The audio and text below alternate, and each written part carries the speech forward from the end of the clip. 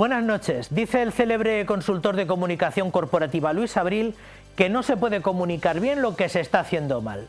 Primero hay que hacer las cosas bien y luego contarlas y no al revés. Todas las semanas, desde Crónica de la Iglesia, no queremos otra cosa que brindarles informaciones eclesiales, todo lo mejor que sabemos y podemos, informaciones sobre las realidades de nuestra iglesia local que valoramos que se están haciendo bien. Para otros dejamos el contar lo que se hace peor. Miren a ver si hemos sido capaces. Pasen y vean. La Catedral Primada acogía la ordenación de 3 nuevos diáconos, todos alumnos de nuestro seminario diocesano, en una ceremonia presidida por el señor arzobispo. Don Francisco le recordó que es la respuesta de Dios a su llamada primera que se ve confirmada por la consagración y el envío. Don y misión que los capacitan por la imposición de manos y la ordenación del prelado para ser servidores del Evangelio al estilo de Jesús. El sábado anterior, 4 seminaristas recibieron el ministerio del acolitado en la capilla del seminario San Ildefonso. ¿Prometes respeto y obediencia a mí y a mis sucesores? Prometo. Dios que comenzó en ti la obra buena, Él mismo la lleve a término. Es uno de los momentos clave de este domingo. La Catedral Primada acogía la celebración de la Santa Misa, donde 3 seminaristas fueron ordenados diáconos. El señor arzobispo de Toledo presidió la Eucaristía, donde aseguró que el celibato, el servicio a los más pobres y el rezo de la liturgia de las horas son 3 de los grandes compromisos que asumen desde hoy como diáconos. También explicó la diferencia que existe entre castidad y celibato. Y eso reside sobre todo en el corazón. No tengo más esposo que Cristo. Pertenezco al Señor. Soy de su propiedad. No comparto a Jesucristo con nadie, porque ese es el amor de mi vida, como el esposo le dice a la esposa y la esposa le dice al esposo. Es un amor de exclusividad. En su homilía, el prelado toledano les animó a buscar el amor profundo a Jesucristo, más que cualquier otra cosa. Por eso es importante vivir ese encuentro personal con Jesucristo, y es en la oración diaria donde estrenamos la vocación. Los que no oran diariamente, probablemente estrenen pocos días la vocación. Segundo, la liturgia de las horas, pues es eso, es un tesoro. Este domingo tercero del tiempo de Adviento, domingo de Gaudete, de la alegría, fueron ordenados diáconos estos 3 jóvenes y el sábado el señor arzobispo instituyó 4 nuevos acólitos en la capilla del Seminario Mayor.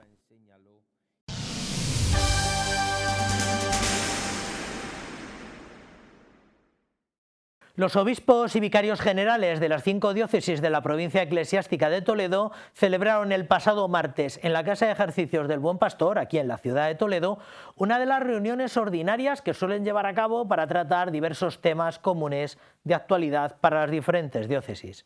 En estas citas periódicas se coordinan y revisan las acciones pastorales y de evangelización conjuntas de toda la provincia eclesiástica, como la normativa sobre columbarios o los estatutos de la Cáritas Regional de Castilla-La Mancha. Cada 3 meses se reúnen los obispos de la provincia eclesiástica de Toledo y hoy lo han hecho en la Casa de Ejercicios El Buen Pastor. Con el rezo del Ángelus comenzaba esta reunión en la que se han tratado distintos temas y asuntos de interés de la pastoral de la Iglesia. Nos reunimos los obispos, como digo, más el administrador diocesano de Albacete, y también participan los vicarios generales de la diócesis, en este caso de Guadalajara, de Cuenca, de Ciudad Real, porque el que era vicario general de Albacete es el que es ahora el administrador diocesano. Y entonces vamos tocando temas pues, de interés al conjunto de las diócesis, ¿no? Entre los temas a tratar, la redacción de los estatutos de Cáritas Regional y la normativa común sobre los columbarios. Están las Cáritas regionales, pero hay una Cáritas, en este caso es de Castilla-La Mancha, porque tiene una configuración autonómica, entonces Cáritas de Castilla-La Mancha, y eso es una decisión que nos afecta a todos los obispos. Vamos a hablar también de un proyecto que tenemos, que queremos sacar unas orientaciones, una normativa para todas las diócesis que sea común, que es el tema de los columbarios, también en las iglesias, ¿no? Los diferentes sectores pastorales de los que se encarga cada uno de los obispos de la provincia eclesiástica también ha sido otro de los asuntos de interés que se han tratado en este encuentro que se ha celebrado esta mañana en Toledo. Cada obispo coordinamos pues algunos de los sectores pastorales y ahí pues, pero claro, sin entrar en la competencia de cada obispo en su diócesis, pero iniciativas de carácter interdiocesano. Por ejemplo, si hay un encuentro de profesores de religión a nivel de Castilla-La Mancha, de la provincia, mejor dicho, o por ejemplo, si hay un encuentro pues de apostolado seglar pues con todo, o por ejemplo de los formadores de seminarios que se ha hecho y ahí bueno pues se analiza, se habla, se coordina. Al encuentro se han unido los ecónomos diocesanos de la provincia eclesiástica de Toledo para tratar, entre otras cosas, de la memoria de actividades de la Iglesia, que la Conferencia Episcopal Española presentó la semana pasada.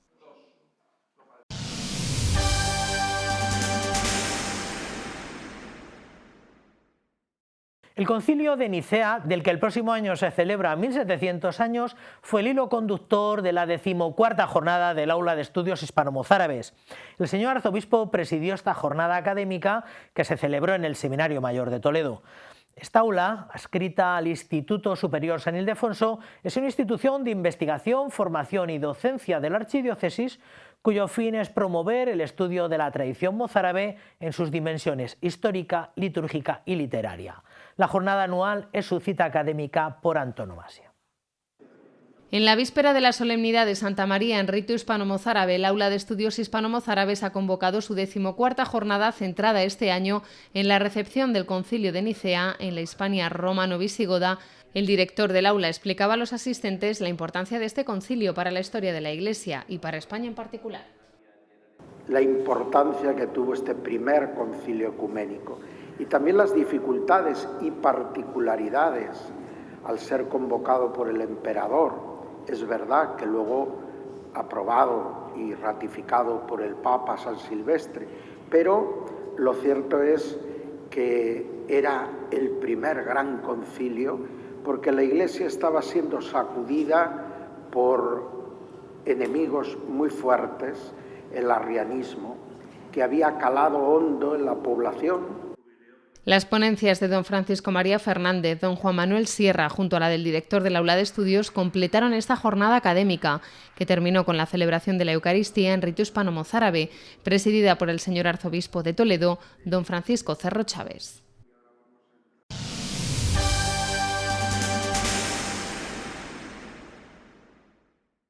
La Iglesia española ha recibido los datos provisionales de la campaña de la renta del año 24 que corresponden al ejercicio fiscal de 2023. Según estos datos, se constata que ha aumentado en más de 200.000 el número de declaraciones en favor de la Iglesia, lo que supone un valioso reconocimiento de la labor realizada por la Iglesia en España.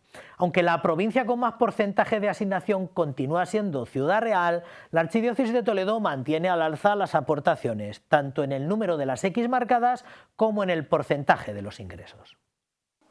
Casi 8 millones de personas marcaron la X de la Iglesia en su declaración de la renta, lo que supone el 30,43% de las declaraciones presentadas. Contando las declaraciones conjuntas, son 9 millones los contribuyentes que confían en la labor de la Iglesia, el número más alto de apoyos en la historia del sistema.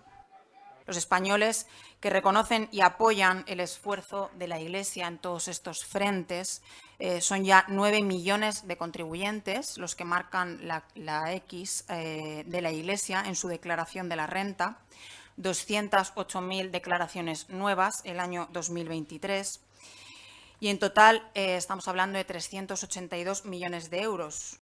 Son los datos adelantados por la Agencia Tributaria de la liquidación del IRPF del año 2023, que corresponde a la campaña de la renta del 2024. El número total de declaraciones a favor de la Iglesia aumenta en 16 de las 17 comunidades autónomas, especialmente en Andalucía, Madrid, Comunidad Valenciana y Castilla-La Mancha.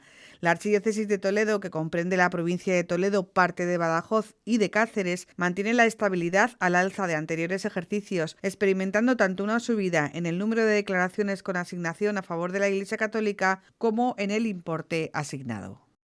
Castilla-La Mancha sigue liderando el porcentaje en aportaciones y luego en el porcentaje de declaraciones sigue existiendo y la base de declarantes se mantiene, aunque los nuevos declarantes hay un 1% que varía.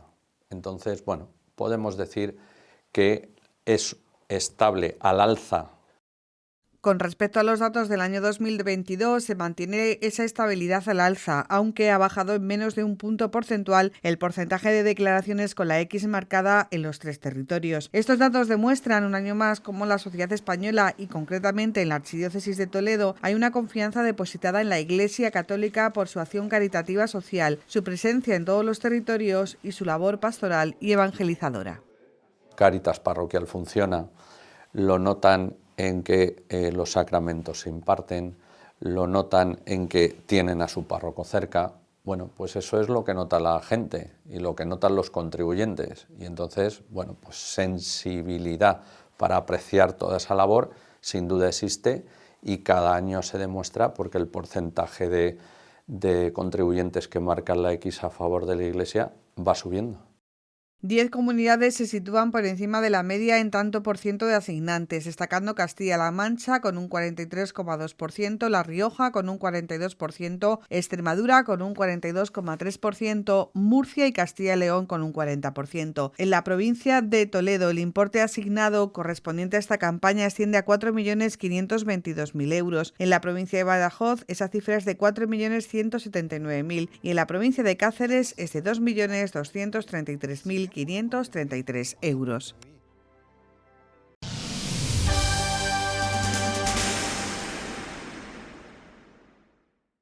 El pasado sábado, esta iglesia local recibía con gran pesar la noticia del fallecimiento del sacerdote javeriano Luis Pérez, hijo predilecto de la ciudad que lo vio nacer. El padre Luis Pérez, conocido por su dedicación incansable a las misiones y al servicio de los más vulnerables, partió a la casa del padre en el sitio donde siempre quiso estar, en Makeni, en el norte de Sierra Leona, el país donde dedicó gran parte de su ministerio. Hombre de fe, humildad y compromiso, afrontó con valentía los desafíos de un país marcado por la pobreza, la guerra y la epidemia de ébola. El padre Luis Pérez regresa a España tras 3 años especialmente duros en Sierra Leona, recién salidos de una guerra en la que él mismo sufrió un secuestro. El país se enfrentaba a una epidemia de ébola que ha dejado miles de fallecidos y huérfanos, y los supervivientes sufrieron un duro proceso de estigmatización. Estigmatizados fue un poco al principio, luego la cosa ya se... Porque como sabe usted, todo esto siempre es problema de ignorancia o no ignorancia. No digo que ellos sean ignorantes, es que todos ignorábamos qué era eso, todos. Y entonces, lo que queda, eso sí, los niños huérfanos siguen siendo huérfanos, claro está, ahora un poquito más crecidos, y esos siguen teniendo alguna ayuda todavía del Estado o de algunas organizaciones. Sierra Leona, después del ébola, es un país que se recupera más lentamente de lo que ellos preveían. Las grandes multinacionales no han vuelto a explotar sus materias primas, generando una escasez de trabajo y de ingresos notables. Las infraestructuras sanitarias se vieron dañadas muy seriamente. Fallecieron más de un centenar de profesionales. Aún así, cada día se levantan para sacar adelante un país en el que los católicos representan aproximadamente un 20% de la población y donde el Islam es la religión mayoritaria. Una convivencia entre ambas religiones que es continua y diaria y que se fortalece con el diálogo y el encuentro. Estamos procurando también de fomentar el diálogo, la comprensión, el encuentro, también casi como cosa preventiva, porque alguna cosa ya está pasando, pero por ahora poca. Este misionero toledano insiste en que cada uno estamos llamados a una vocación y la de la misión es común a todos aquellos que somos miembros de la Iglesia. La solidaridad de las diversas iglesias en misiones tiene nombre y apellido. Y a mí lo que me gustaría no es tanto que la gente se quede a mirar por esto y por lo otro, porque en definitiva la vida del misionero es muy normal. Lo que me gustaría es que quedara la idea de que la misión es de todos y que cada uno se concienciara de lo que tendría que hacer aquí para cooperar a la acción misionera de la Iglesia. Con Toledo al fondo y acogidos en el convento de los Carmelitas Descalzos, conversamos con Luis Pérez, de forma pausada, pero con la fuerza que da la credibilidad de años de misión vividos en primera persona, con nombre y apellidos.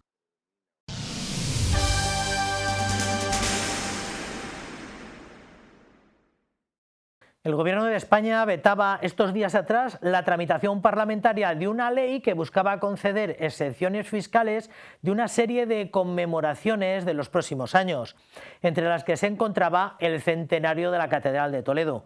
Aunque en los presupuestos generales de cada año, en los presupuestos se suele incluir los acontecimientos relevantes que merecen un tratamiento fiscal favorable para las entidades que colaboren, el Gobierno, haciendo uso de su potestad de veto ante leyes que alteran su política presupuestaria, ha manifestado su disconformidad.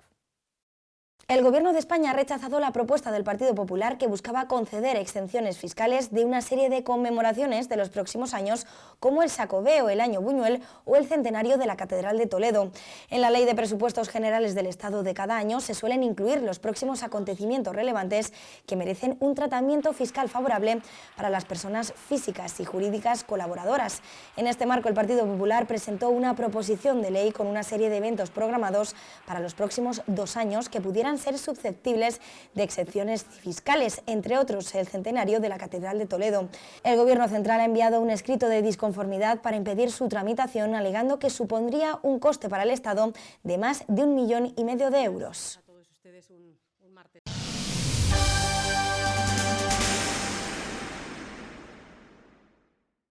Hace ya algunos días, en la parroquia de Santiago, el señor arzobispo presidió la celebración de la entrega de Biblias a los que participan de las catequesis iniciales del camino neocatecumenal.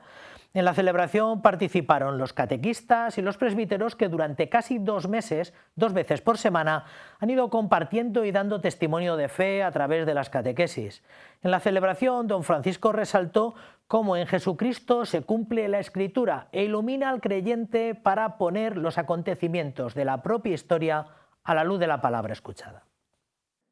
Por la sacralidad y centralidad que tiene la palabra de Dios en el seno de la Iglesia, el señor arzobispo de Toledo presidía este jueves por la tarde la entrega de Biblias a los jóvenes y adultos que han escuchado las catequesis del camino neocatecumenal.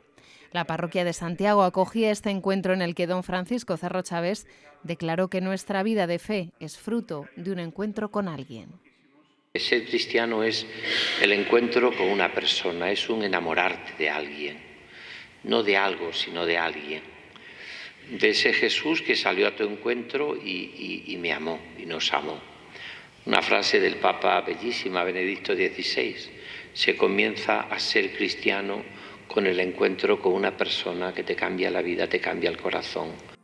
En su homilía, el prelado toledano animó a los catecúmenos a gustar y degustar la palabra de Dios. La sabiduría viene de saborear, de gustar las cosas de Dios. Gustad y ved qué bueno es el Señor. Eso es palabra de Dios. Gustad y ved qué bueno es el Señor. Saborear su amor, saborear su palabra. Este fin de semana, los que han recibido la Biblia en este acto participarán en una convivencia donde conocerán el carisma del camino neocatecumenal y les invitarán a formar parte de una comunidad para vivir su fe.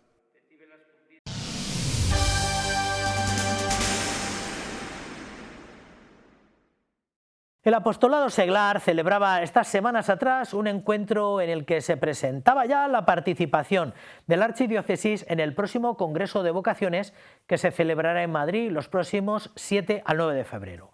Una cita que reunirá a más de 3.500 personas de toda España. Este encuentro servía para presentar a los 50 que participarán por Toledo, aunque en realidad a la presentación apenas acudieron 30. Tal y como nos recordaba en esta misma sintonía don Enrique del Álamo, todo al servicio de una promoción de una renovada cultura vocacional. Hace unos días el presidente de la Conferencia Episcopal Española y responsable del Servicio de Pastoral Vocacional, Monseñor Luis Argüello, el director del Secretariado de la Comisión Episcopal para los Laicos, Familia y Vida y responsable de este servicio, don Luis Manuel Romero, y el director del Secretariado de la Subcomisión Episcopal para la Juventud y la Infancia en la Conferencia Episcopal Española, don Raúl Tinajero, presentaban el Congreso de Vocaciones Para quién soy yo, Asamblea de Llamados para la Misión. Con este encuentro, que tendrá lugar en Madrid del 7 al 9 de febrero de 2025, la Conferencia Episcopal Española cierra su ciclo del plan pastoral que inició en el año 2021. Quiere ser así como el cierre de este quinquenio, ¿no? Del 21 al 25. ¿Cuál es el objetivo fundamental? vamos a ver ahora sí de pasada, pero el objetivo lo que se quiere es implantar en cada diócesis un servicio de pastoral vocacional. Y este es el momento en el que los 50 participantes de la Archidiócesis de Toledo se reunían en el Centro de Apostolado Seglar para conocerse y compartir. Tras exponer los objetivos de esta iniciativa, el vicario de Laicos, Familia y Vida y miembro de la organización del Congreso insistió en la importancia del precongreso y el poscongreso para consolidar en las iglesias locales un trabajo sinodal que anime a la vida como vocación. Durante el encuentro también intervino de manera telemática uno de los sacerdotes que forman parte de la Comisión Ejecutiva del Congreso de Vocaciones. Que recojamos pues el sentir de nuestra madre y lo podamos llevar, ese sentido de la madre, a los muchos hijos que todavía esto de la vocación y las vocaciones no está claro. 50 son las plazas de participantes que se han designado a la Archidiócesis de Toledo, de manera que 22 son para laicos, 11 para el clero, 9 para la vida consagrada y 8 para miembros de la curia diocesana. En diciembre trabajarán unas fichas sobre el discernimiento y en enero volverán a mantener un encuentro de trabajo para preparar este encuentro nacional que considera que la vida es vocación si se vive como respuesta a una llamada.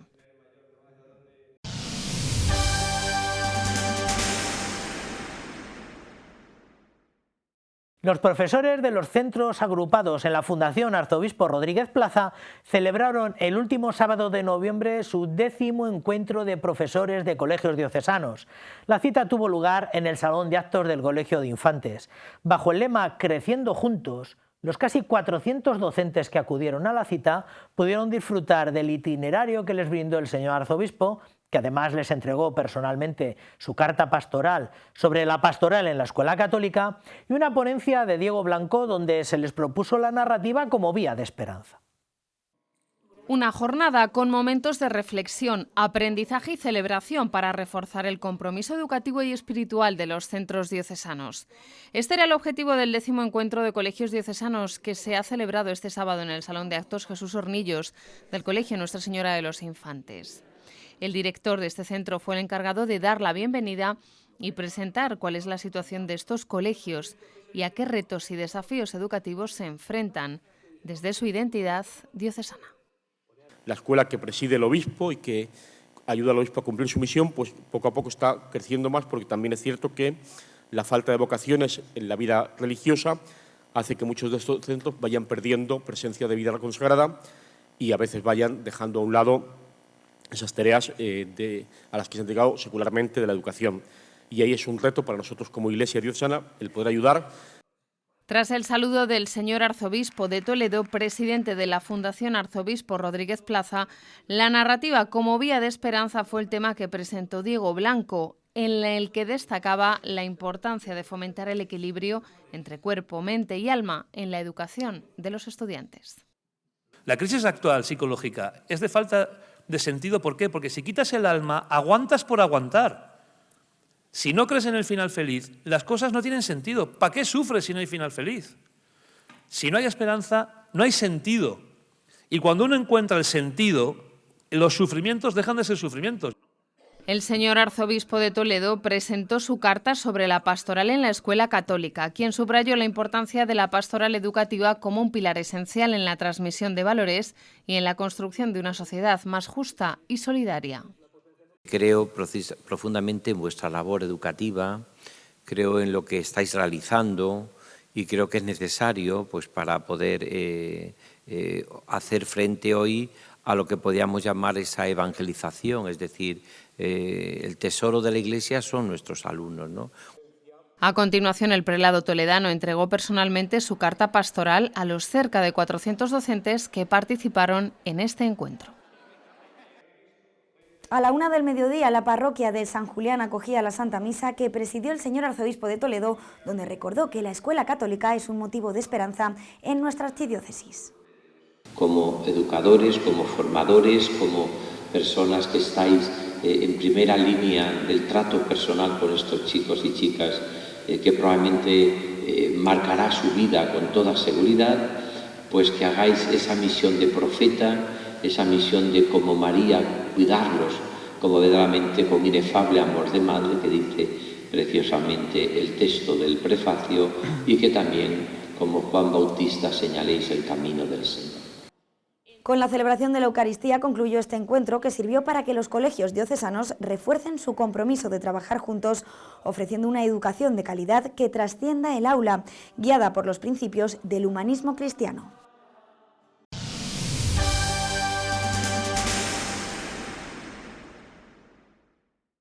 Con el melifluo título de Momentos cómplices de Navidad, ha quedado inaugurado estos días atrás el Belén de Cáritas, que se podrá visitar hasta el próximo 5 de enero. Se encuentra ubicado, como en Navidades anteriores, en la sala de exposiciones del Colegio Oficial de Aparejadores. La recreación es muy original y, tal y como reconoce su creador, Mario García, no quiere ser un Belén más, sino que aspira a proponer algo más y no dejarnos indiferentes. La entrada, €1, es benéfica y se destinará a todos los programas de Cáritas que se financian con fondos propios. Con la bendición de este Belén impartida por el delegado episcopal de Cáritas Diocesana, se abren las puertas de su visita en la sede del Colegio de Aparejadores, Arquitectos Técnicos e Ingenieros de Edificación de Toledo. Se trata de uno de los belenes más visitados por los toledanos y este año incorpora importantes novedades. Su autor ha querido ponerle un título, Momentos cómplices en Navidad, y hacer partícipe al visitante en su contemplación. No deja de ser nada más que un Belén al uso hebreo, con grandes construcciones. Lo que pasa que bueno, lo que he querido hacer es que la gente se sienta inmersa en él, que sea partícipe de las escenas que en él ocurren o que se quieran simplemente imaginar. Para eso, como veis, hay una serie de pistas de las cosas, llamémosle un poquito más raras de lo normal. Y bueno, pues simplemente que se disfrute como he disfrutado yo haciéndolo.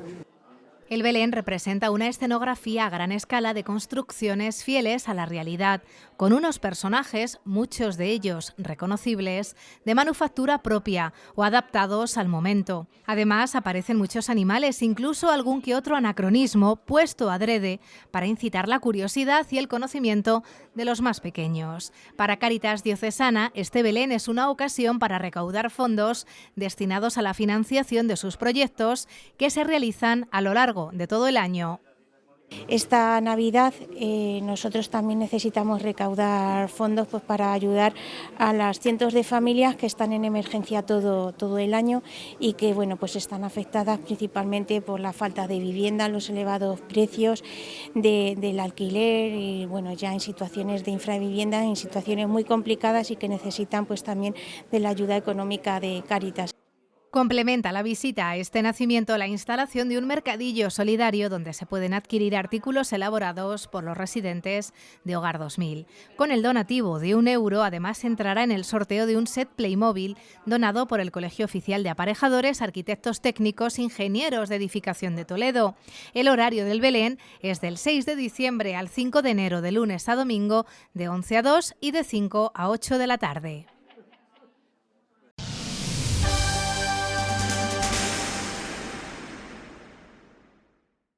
Una ruta de belenes aquí en Toledo es una oportunidad perfecta para recorrer y conocer los nacimientos más destacados de la ciudad y disfrutar a la vez de una de las tradiciones más arraigadas de la Navidad.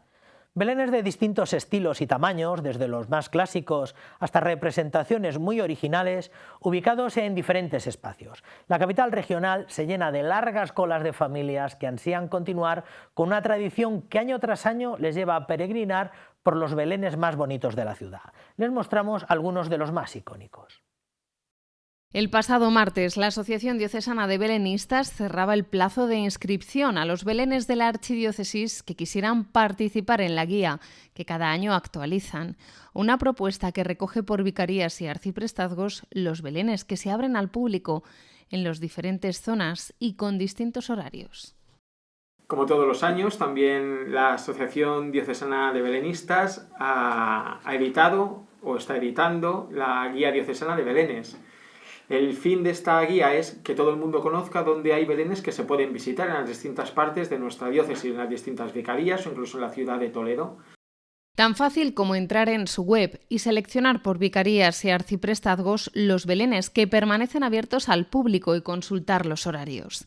Cerca de 80 belenes se han unido a esta iniciativa que nos permite disfrutar de una de las tradiciones navideñas que más puede ayudarnos a contemplar el misterio de la encarnación del Señor. Se hace con la finalidad de que, como digo, todo el que lo desee pues pueda hacer rutas del Belén y pueda visitar belenes de distinta factura y de distinta sensibilidad, y de esa manera también pueda disfrutar de estos días de Navidad y sobre todo pueda seguir enriqueciéndose, ¿no?, con esta representación plástica y artística que son los belenes del nacimiento del Señor. El pasado sábado 14 de diciembre la Asociación Nació en Toledo celebró la 4ª edición del Pórtico de la Navidad y el próximo lunes será la inauguración de la 3ª edición de la exposición Belenes del Mundo en la residencia del señor arzobispo de Toledo, que permanecerá abierta hasta el 12 de enero. Actos e invitaciones para convertirnos en peregrinos de la esperanza que nace en Belén.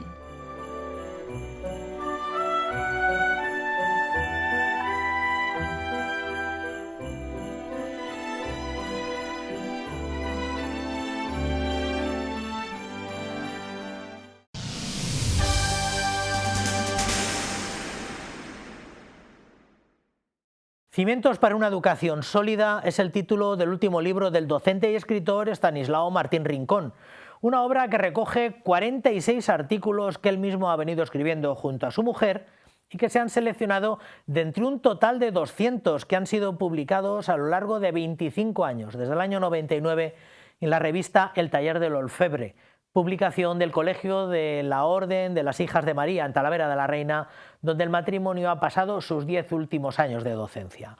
Una obra dirigida a familias, profesores o catequistas.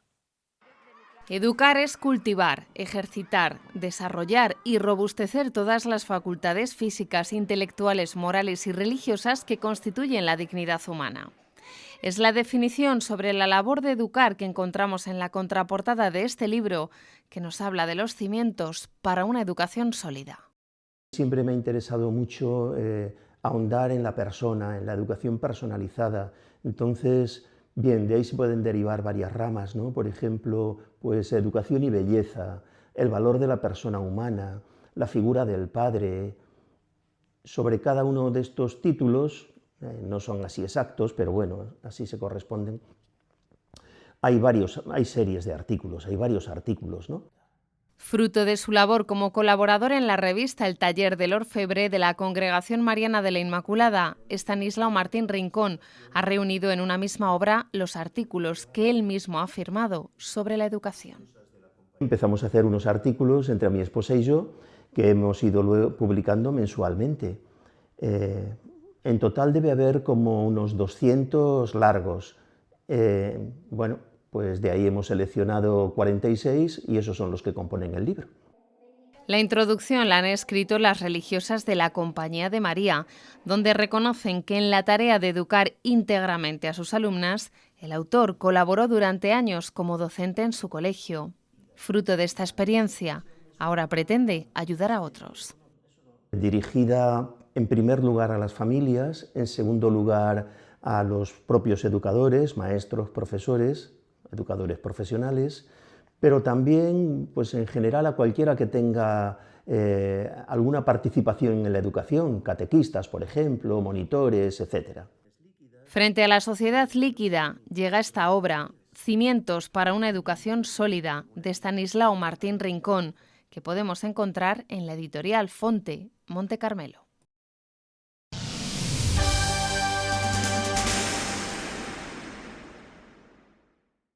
Y ya saben, el Santo de la Bicicleta narra la vida y el servicio misionero del Padre Martín, sacerdote operario cuyo proceso de beatificación está actualmente en curso y que desde la archidiócesis se sigue con mucha emoción.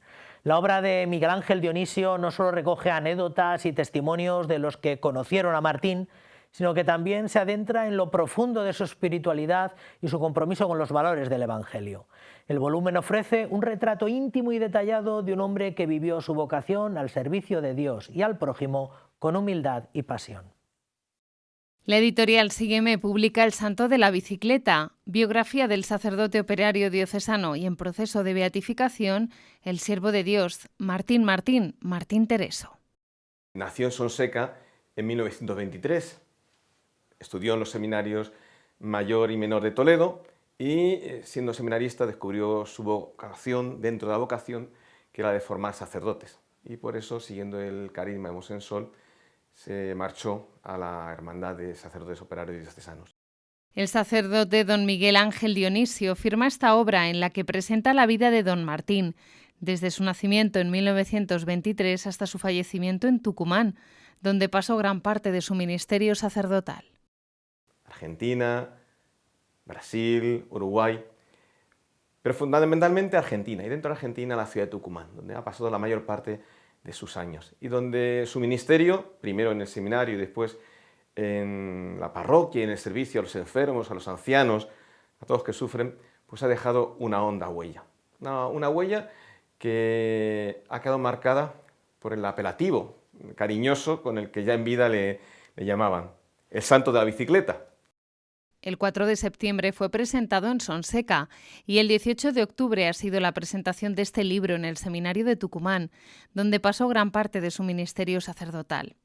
Con motivo de la apertura de su proceso de beatificación en 2022, surge esta obra que puede ayudar a los sacerdotes a crecer en el deseo de santidad y de servicio incansable al pueblo de Dios.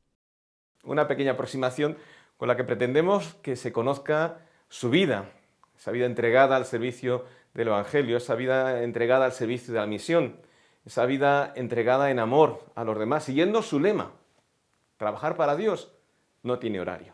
Martín nunca tuvo horario. El santo de la bicicleta nos descubre que el afán misionero y la alegría por anunciar el Evangelio a todos no conocen fronteras y que testigos de ello, como el padre Martín, nos invitan a convertirnos en un don para la Iglesia diocesana y universal, sin tiempos ni horarios.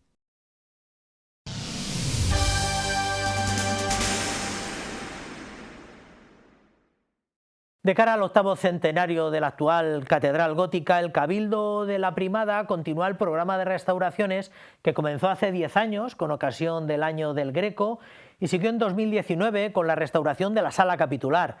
Las actuales intervenciones, que se vieron interrumpidas por la pandemia, afectan tanto a algunos espacios emblemáticos como a numerosas piezas de orfebrería y a pinturas de la Pinacoteca. Entre las intervenciones más significativas y esperadas, cabe destacar la restauración del conjunto de la antesala capitular. Esta pieza se le encarga a Copín para esa capilla que se hace nueva, y alrededor de él se coloca tablas de un retablo anterior que hubo en la catedral, que pertenecía al retablo mayor, que bueno, se desmembró. No sabemos muy bien cuántas tablas consistía el retablo mayor, 20, 28, no lo sé, pero el caso es que alrededor de San Eugenio se eligieron 10 tablas. Es solo una pequeña muestra de lo mucho que se va a ver y a saber una vez termine el proceso de restauración de esta obra del retablo de San Eugenio, ubicado en la Catedral de Toledo, con la colaboración de la Fundación Impulsa Castilla-La Mancha y con vistas a la gran exposición que se realizará con ocasión del 8º centenario. Está ya muy avanzada la restauración del conjunto de pinturas del retablo de la Capilla de San Eugenio del siglo XIV, que formaron parte del primitivo retablo de la Capilla Mayor, compuesto por 10 óleos sobre tabla y una escultura de bulto redondo, dorada y policromada, obra de Copín de Holanda del año 1517. Las tablas de este retablo, de exquisita factura, son obra del pintor gótico italiano Gerardo Starnina del siglo XIV, con añadidos de Juan de Borgoña en el año 1500. Cuando se rehace el retablo o la capilla de San Eugenio, lo que se hace es repolicromar esas pinturas. Y entonces, ¿a quién se le encarga la repolicromía? A Juan de Borgoña. Juan de Borgoña. Entonces, ahora vemos que tenemos tablas que van a tener dos épocas, pintura italiana y pintura de Juan de Borgoña. Ante la celebración del 8º centenario de la actual Catedral Gótica, el año 2026, el Cabildo de la Catedral Primada continúa el programa de restauraciones que comenzó hace 10 años, con la restauración de la sacristía y la apertura de la actual Pinacoteca y del Museo de Textiles y Orfebrería, y siguió en 2019 con la restauración de la Sala Capitular. Todo un reto para el Cabildo Primado, que busca mostrar lo mejor de su vasto patrimonio artístico. Las obras se han ido eligiendo en función de lo que pueda ser el discurso que pueda tener la exposición, la gran exposición del año 26. Entonces, en torno a ello, pues se han ido eligiendo las piezas y algunas que se han ido buscando las mejores que había. Las nuevas intervenciones, que se vieron interrumpidas por la pandemia, afectan tanto a algunos espacios emblemáticos del edificio como a numerosas piezas de orfebrería y a pinturas conservadas en su pinacoteca. Por ejemplo, algunos de los lienzos ubicados en la capilla de la Virgen del Sagrario. La capilla acoge numerosos lienzos cobijados en los oratorios de los muros laterales, firmados por Vicente Carducho, Eugenio Cajés y Carlos Araceni, y dedicados a San Bernardo, San Eugenio, San Ildefonso y Santa Leocadia. Los cuadros han sufrido mucho porque son de 1615, entonces han tenido mucho humo de velas, que es un humo graso que se queda adherido a la capa pictórica sobre el barniz y entonces da ese aspecto tan negro. Estos cuadros van a ganar muchísima luz, muchísima profundidad, en la que cada figura se colocará en la posición que le pertenece. Encontraremos planos que ahora mismo no vemos en los cuadros que están sin restaurar, y por supuesto la luminosidad que tienen los colores de los cuadros de Carducho. En lo que se refiere a orfebrería, ha comenzado la restauración de algunas de sus piezas más valiosas, fechadas desde el siglo XV al XVIII, todas ellas de elevada factura artística e importancia histórica, entre las que destacan las arcas relicario de San Eugenio y de Santa Leocadia, y que nos recuerdan que la orfebrería, lejos de considerarse un arte menor o artesanía, recoge una gran parte de otras disciplinas artísticas. Hacen de la orfebrería un reflejo muy bueno de lo que es la conjunción de las diversas corrientes, de los diversos avances en lo que es arquitectura, pintura y escultura, a través de estas manifestaciones, normalmente en torno, en el culto divino, pues a las reliquias y a la celebración de la Eucaristía. Junto al trabajo de la antesala capitular y de las referidas obras de orfebrería y de pintura, el Cabildo se dispone a afrontar la restauración del interior del transparente y a medio plazo tiene prevista la ampliación de la pinacoteca, con la apertura de una nueva sala en la que se expondrán obras que se conservan en la catedral pero que en la actualidad no se pueden mostrar a los visitantes.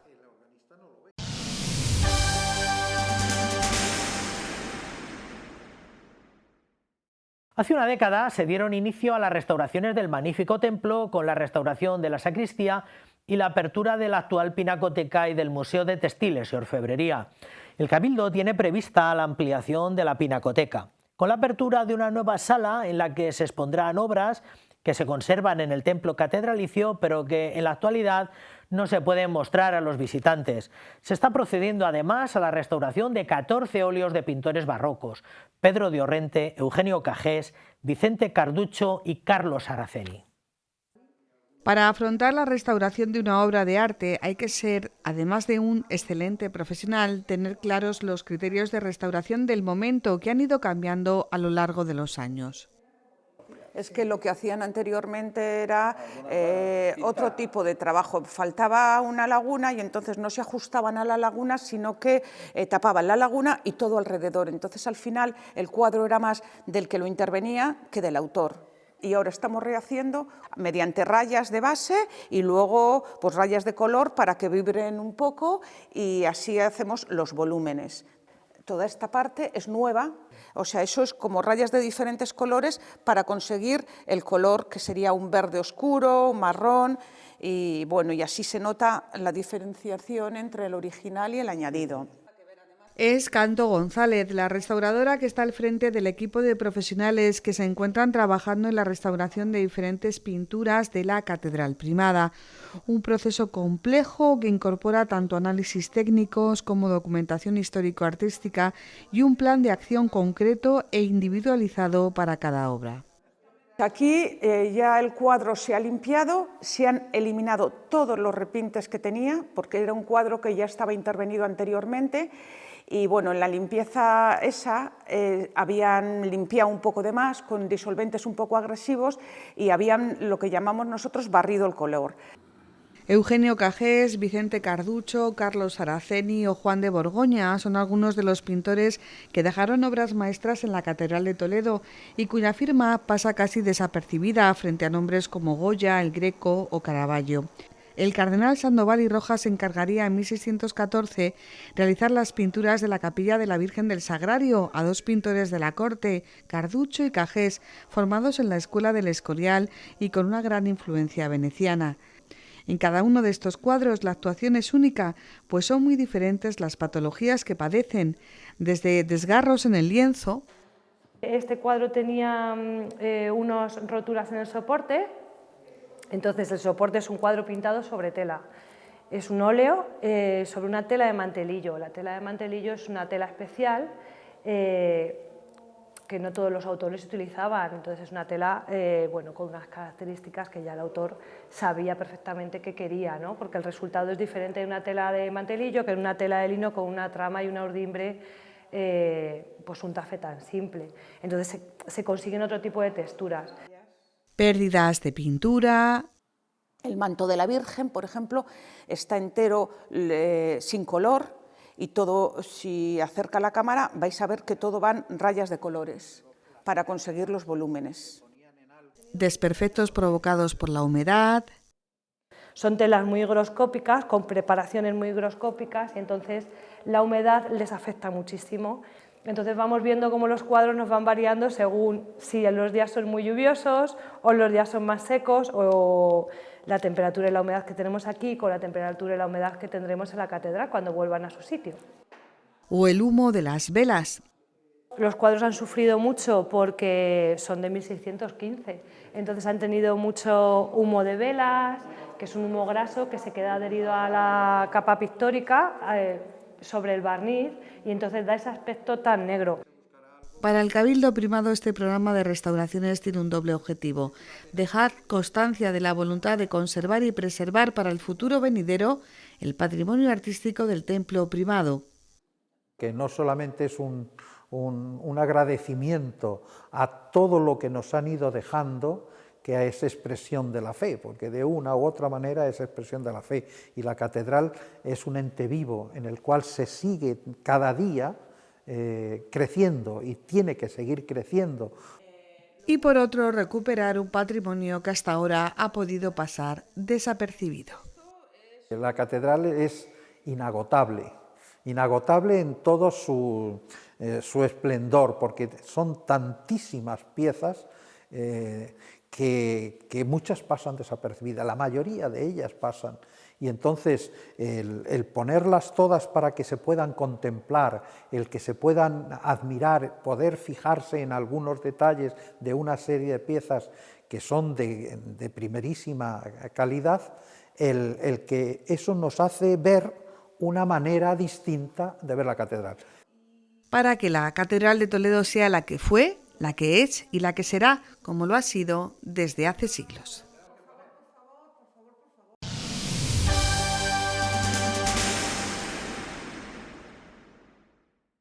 Les aconsejamos vivamente que se acerquen a visitarlas cuando aún están recientemente remodeladas y de este modo puedan disfrutar de los tonos y colores recuperados en las dos capillas laterales de la iglesia de los Padres Carmelitas.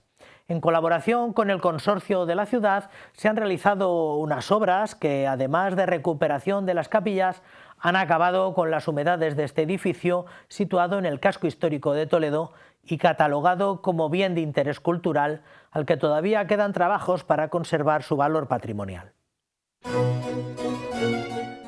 Durante 4 meses, un equipo de restauradores dirigido por Miguel Bonache han actuado en estas dos capillas laterales de la iglesia de los Padres Carmelitas de Toledo, un trabajo que redescubrirá para la ciudad una paleta cromática propia del barroco con todos sus elementos decorativos y artísticos.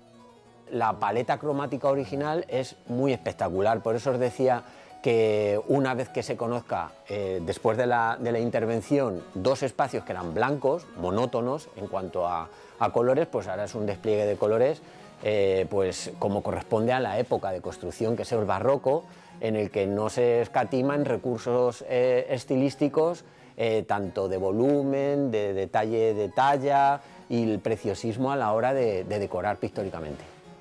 Para llegar a estos azules, dorados, marmolados, se ha seguido un detallado programa de análisis, estudios previos, catas y ensayo, aunque los años de experiencia hacen que las intuiciones se cumplan. Se podía ver a través de esas faltas, de esos desperfectos, pero una vez que hemos empezado los trabajos, nuestra sorpresa ha sido que efectivamente teníamos hasta 5 capas de pintura que estaban ocultando esos originales y con algunas fases que estaban superpuestas.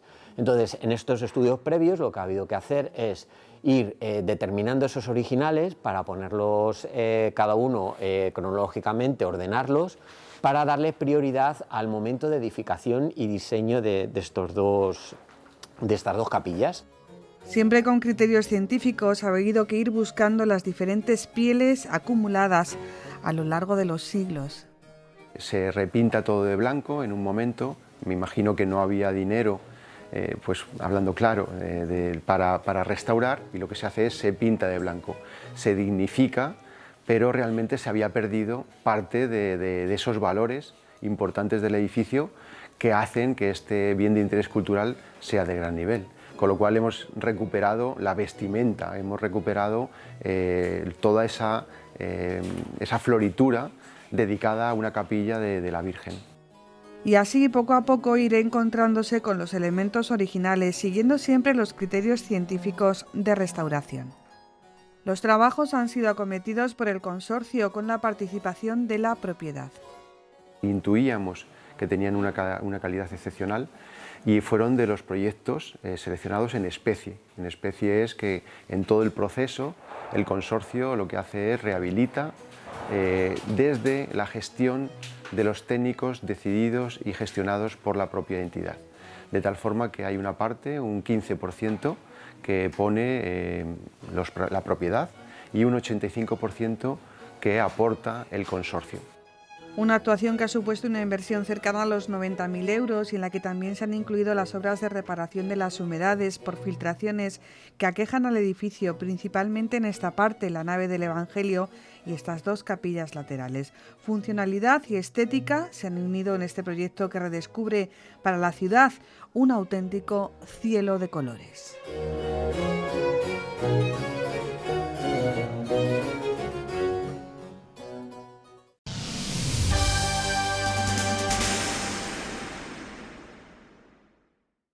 Nos hemos pasado más de 2 años, casi 3, contemplando con expectación la restauración de las cubiertas del templo de San Benito en Yepes.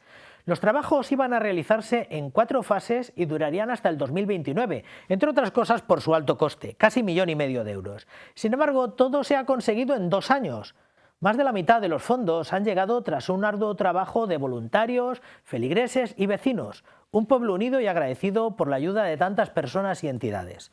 Queremos ponerles imágenes a toda esta empresa tan épica.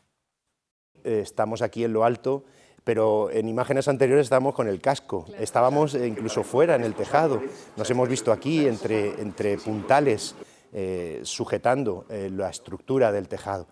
Bueno, es una alegría inmensa subir con vosotros y mostrar a todos los televidentes de Canal Diocesano cómo ha quedado esto, que es maravilloso.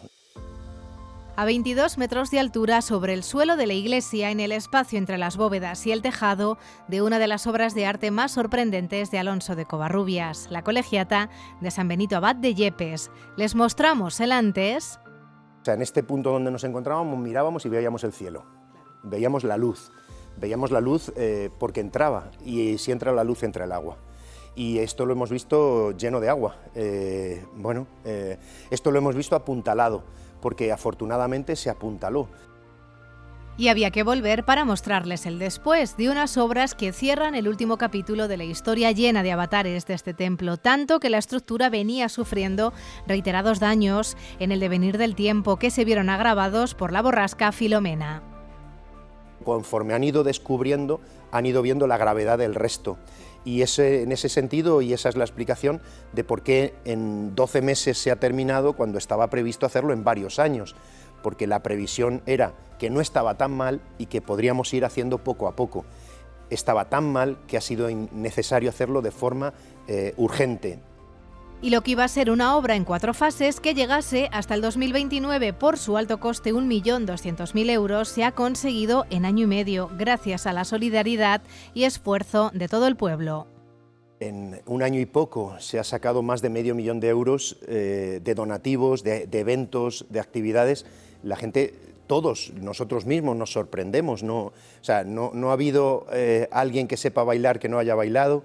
No hay nadie que sepa hacer teatro y no lo haya hecho, pero no hay nadie que se haya quedado sin participar. Si no bailo, no hago teatro, sin ir a ver a los que lo hacen, viniendo incluso de otras parroquias y de otros lugares a ayudarnos.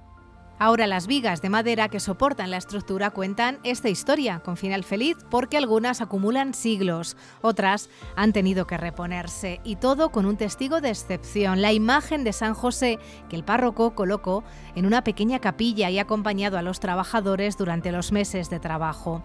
Seguirá intercediendo desde aquí en los siguientes capítulos de la historia del templo.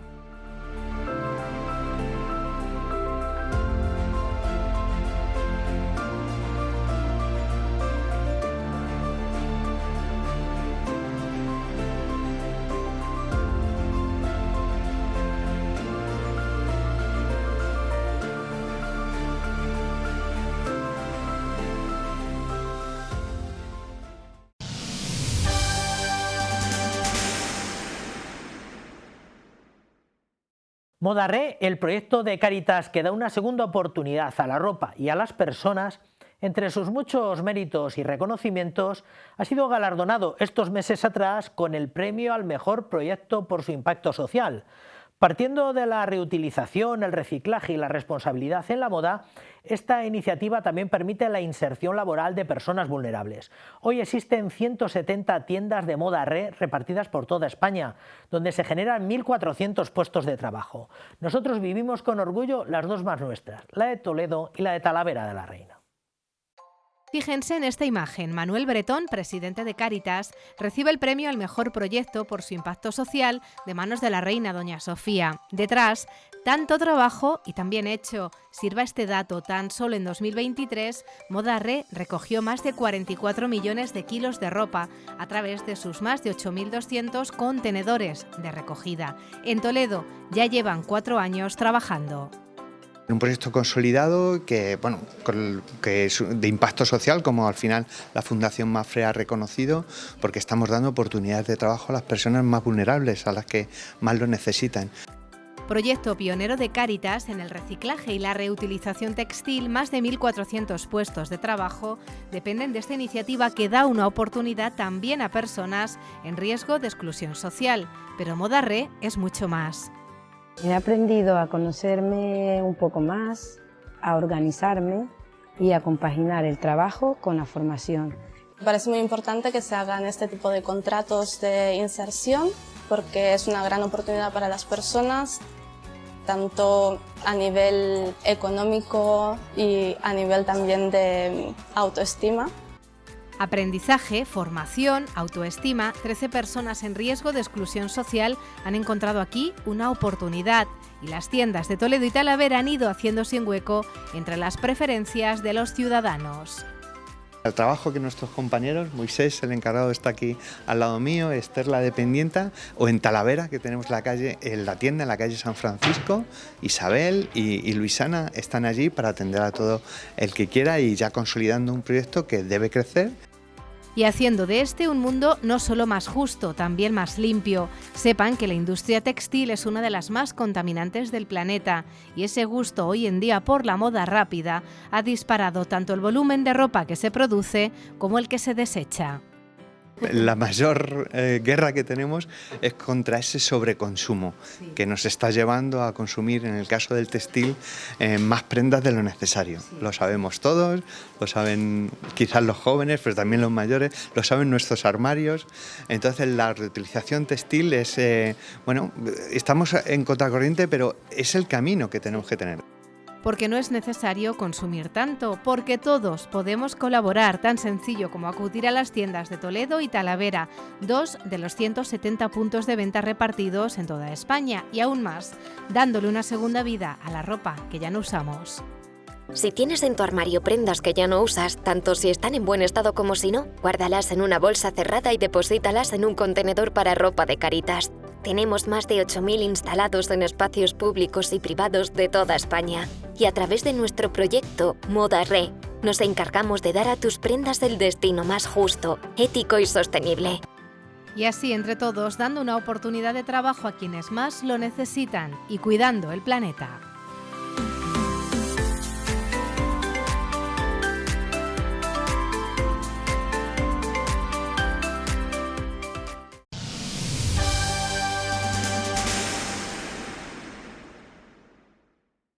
Pues hasta aquí nuestra crónica eclesial. Todo esto y mucho más pueden volver a verlo en nuestro cada vez más célebre canal de YouTube. Les emplazamos ya para después de Reyes, una vez pasado el descanso navideño, momento en el que retomaremos la información puntual de qué se cuece en nuestra iglesia local. Quédense ahora con el villancico tradicional navideño que cada año nos acerca a Cáritas Española. Esta vez con la colaboración del mítico grupo madrileño Modestia Aparte. Cuídense mucho. Felices Pascuas a todos, que sean felices. Campana sobre campana y sobre campana una, asómate a la ventana, verás al niño en la cuna.